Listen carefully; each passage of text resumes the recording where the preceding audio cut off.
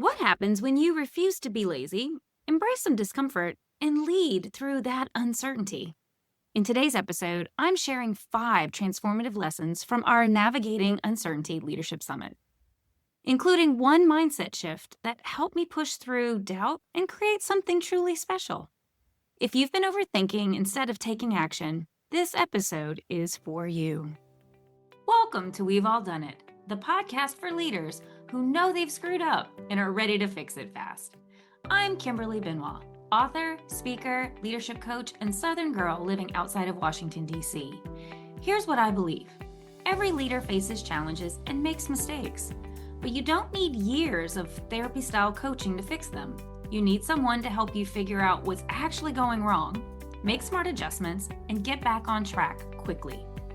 That's exactly what I do through one-on-one coaching, targeted skill development, and group programs.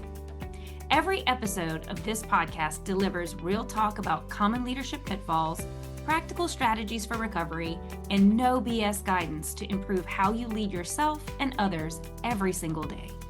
Whether you're here to listen and learn, or ready to work together and make real changes, you are in the right place. Now let's get to today's episode. Hey everybody, welcome back to We've All Done It. I'm Kimberly Benoit, your host. And today, let's really get into something I've dying to talk to you about, right?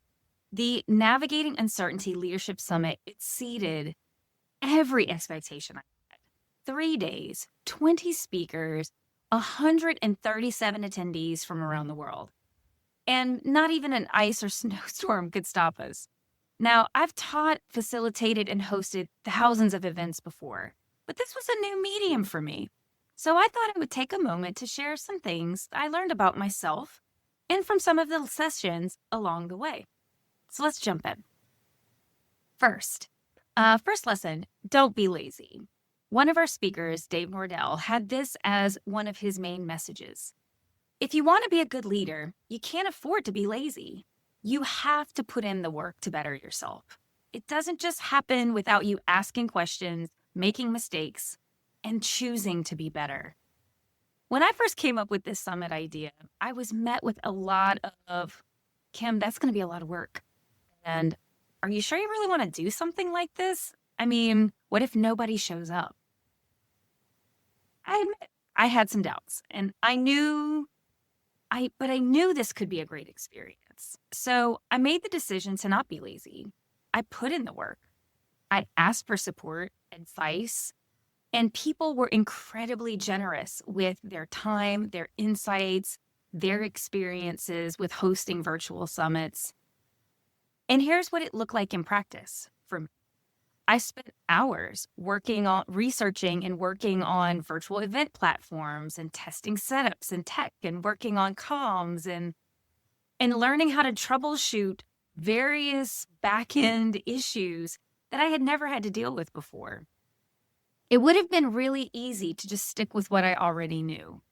But guess what? Growth doesn't happen in the comfort zone. So this week, I want you to ask yourself, where are you taking the easy route? Where are you avoiding putting in the harder work that could actually move you forward and make you better than you are today? Lesson 2, over-communicate. Okay, this is something I know a lot of people struggle with, and it's not just leaders. When we say something and find ourselves saying it over and over again, it can feel like we're bombarding people.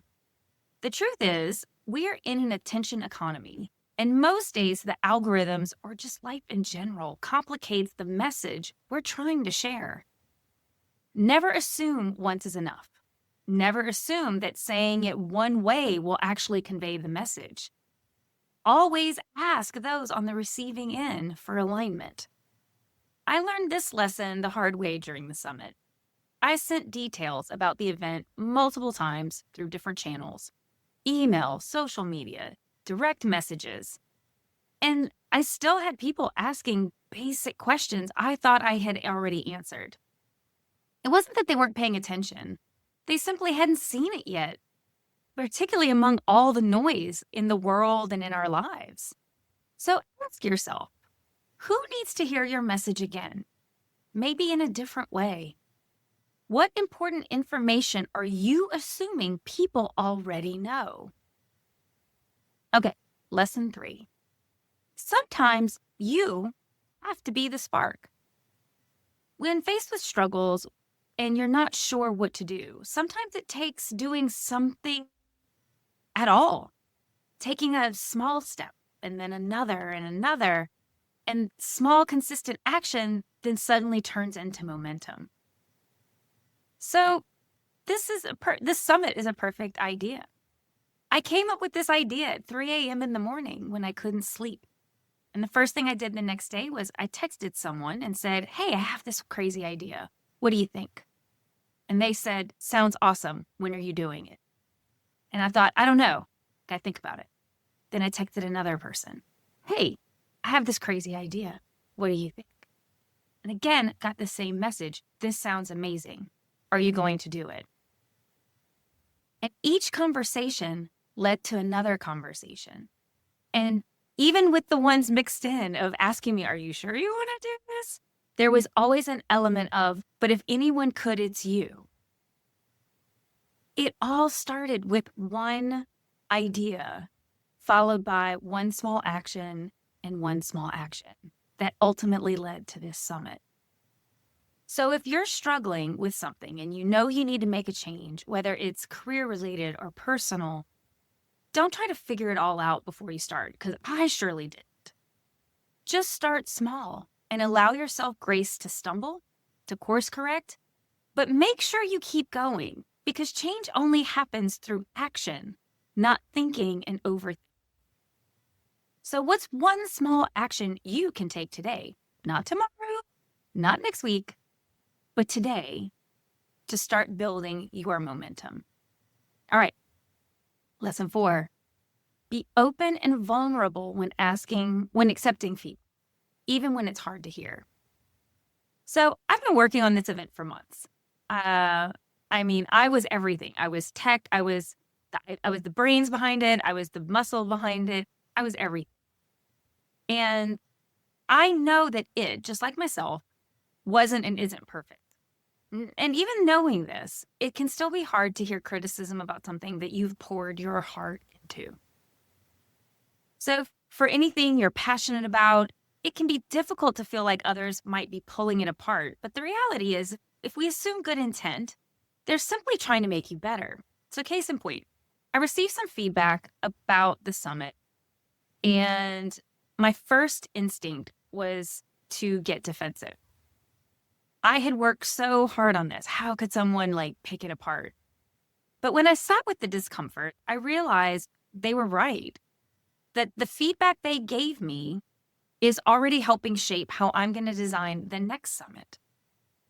So sitting with some discomfort is the only way to get better, to be stronger, to learn what to do or not to do. So don't let your ego block your growth. Lesson 5, stay grounded. So I'm going to end my lessons with a message from our very first speaker, Miss Shalise Perry. In order to be your best self, you have to find a way to keep your feet on the ground, to stay centered in yourself, so that when things get stressful and chaotic, and they will, and they do, you can find your calm. You can remember your why and still show up even when it's hard. For me, that grounding practice looked a little bit different at different times, and that's absolutely normal. So for instance, some mornings I would just start with taking a couple of really good deep breaths before opening my laptop or before starting a session. Other times it might include me taking a quick walk around my apartment just to kind of clear my head, block it out. Another thing I did is I would listen to music really loudly for about 60 seconds just to kind of get out of my head, but in my body, because I love music and it helps kind of relax me. Note that none of this is elaborate. It just has to reconnect you to yourself. So what is your grounding practice? If you don't have one, what could it be? So let's recap those 5 sessions, or 5 lessons. Still thinking sessions. 1, don't be lazy. Put the work in to better yourself. 2, over-communicate. Say it again, say it differently, and check for alignment. 3, be the spark. Small, consistent action beats perfect planning every time. 4, accept feedback with vulnerability. Discomfort is where growth happens. 5, stay grounded, my friends. Find your center so you can weather the chaos.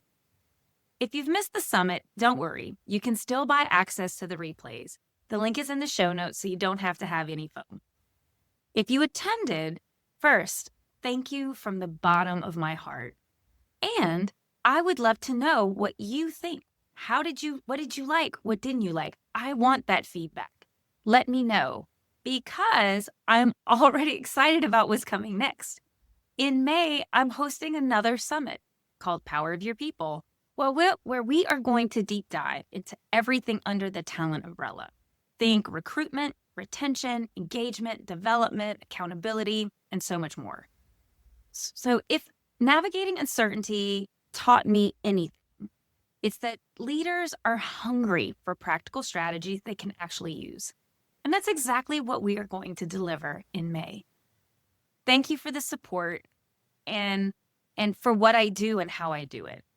All of this is really an effort to help each one of you find the support and solutions you need to be the best leader possible. As always, reach out with your challenges because I want to make sure to incorporate where you're struggling the most in what we are trying to create. So if these 5 lessons reminded me of why ongoing leadership, support, and learning is so critical.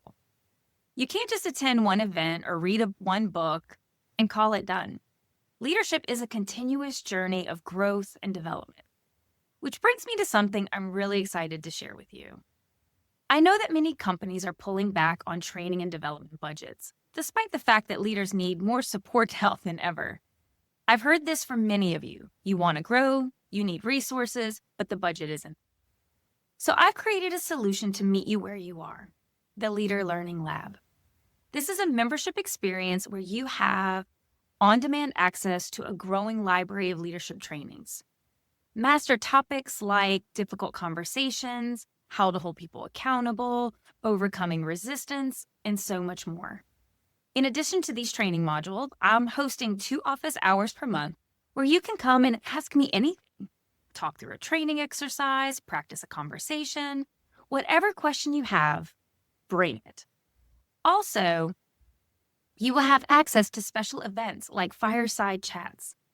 All of this for only $427 for an annual membership. If you're not sure you want to commit to something for the whole year, I've created a 3-month membership so that you can see if it's something that meets your needs. Check it out, link in the show notes, and let me know if you have any questions. And most importantly, I hope I get to see you in an office hour in the near future. Take care, everyone, and until next time. I've got 2 things before I let you go. 1, if you've ever gotten any value from the show, please leave a 5-star review. It really helps and absolutely makes my day. The second thing is if you have any thoughts you'd like to share with me, please shoot me an email at podcast@KimberlyJBenoit.com. I'd love to hear from you.